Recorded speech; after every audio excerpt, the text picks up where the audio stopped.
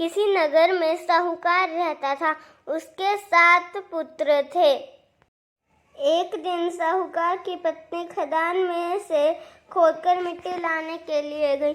ज्यों ही उसने मिट्टी खोदने के लिए कुड़ाल चलाई, त्यों ही उसमें रह रहे स्याहू के बच्चे प्रहार से आहत होकर मृत हो गए। जब साहूकार की पत्नी ने स्याहू को रक्तहीन देखा तो उसे बच्चों के मर जाने का अत्यंत दुख हुआ, परंतु जो कुछ होना था वो हो चुका था। यह भूल उससे अनजाने में हो गई थी, अतः दुखी मन से वह घर लौट आई। पश्चाताप के कारण वह मिट्टी भी नहीं लाई। इसके बाद स्याहू जब घर में आई तो उसने अपने बच्चों को मृतावस्था में पाया। वह दुख से कतार को अत्यंत विलाप करने लगी। उसने ईश्वर से प्रार्थना की, जिसने मेरे बच्चों को मारा है उसे भी त्रिशोक दुख भुगतना पड़े।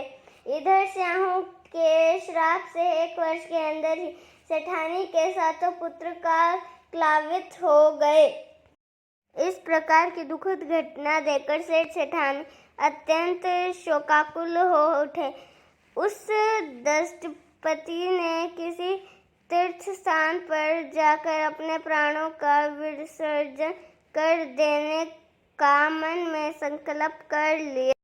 मन में ऐसा निश्चय कर सेठ सेठानी घर से पैदल ही तीर्थ की ओर चल पड़े। उन दोनों का शरीर पूर्ण रूप से अशक्त न हो गया तब तक वे बराबर आगे बढ़ते रहे। जब वे चलने में बिल्कुल असमर्थ हो गए तो रास्ते ही मूर्छित होकर भूमि पर गिर पड़े। उन दोनों की इस दयनीय दशा को देखकर करुणानिधि भगवान उन पर दयार्द्र हो गए और आकाशवाणी की, हे सेठ, तेरी सेठानी ने मिट्टी खोदते समय अनजाने में ही स्याहू के बच्चों को मार डाला था, इसलिए तुझे भी अपने बच्चों का कष्ट सहना पड़ा। भगवान ने आज्ञा दी, अब तुम दोनों अपने घर जाकर गाय की सेवा करो और होई अष्टमी आने पर विधि विधान पूर्वक प्रेम से होई माता की पूजा करो।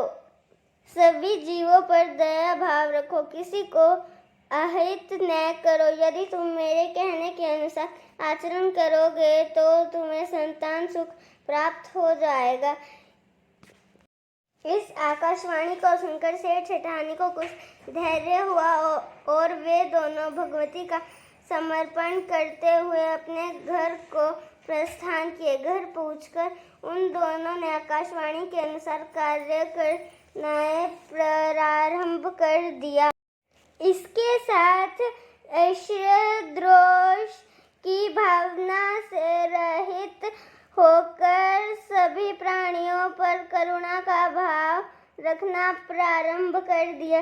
भगवत कृपा से सेठ सेठानी पुण्य पुत्रवान होकर सभी सुखों का भोग करने लगे और अंतकाल में स्वर्गगामी हो गए।